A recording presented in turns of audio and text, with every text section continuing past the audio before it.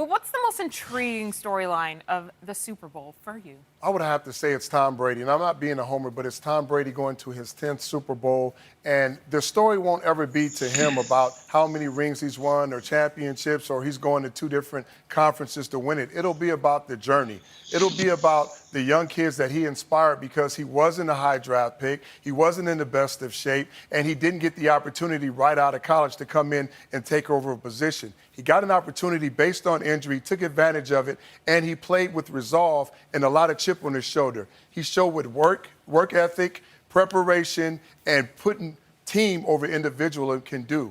And the one thing that I love about Tom is whatever he approaches or whatever the moment is, nothing else he's did in the past really matters. And when you look at these special moments now at 43 going to the next Super Bowl like this with his son, this sums it up pretty much for me. Can I say hi to my son?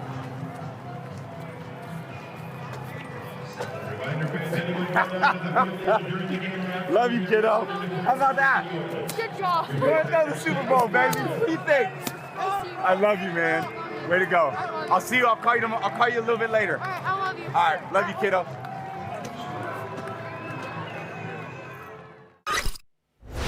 I'm guessing that was Jack as his oldest son. And here's a special moment right here. He's asking, can he say hello to his son at the game? I mean, how special is that? That just shows what kind of guy he is. I tell everybody that he's a better person than he is a football player, and that says a lot about him right there.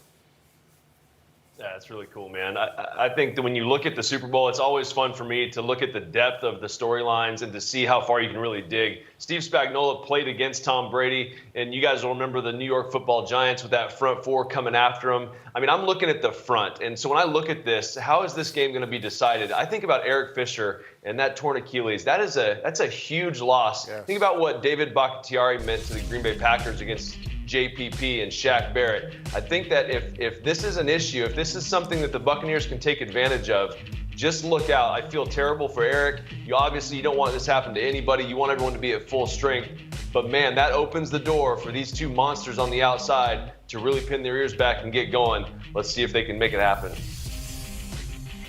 Yeah, David, and I'll piggyback off that because everybody's going to talk about the offenses, and we know rightfully so.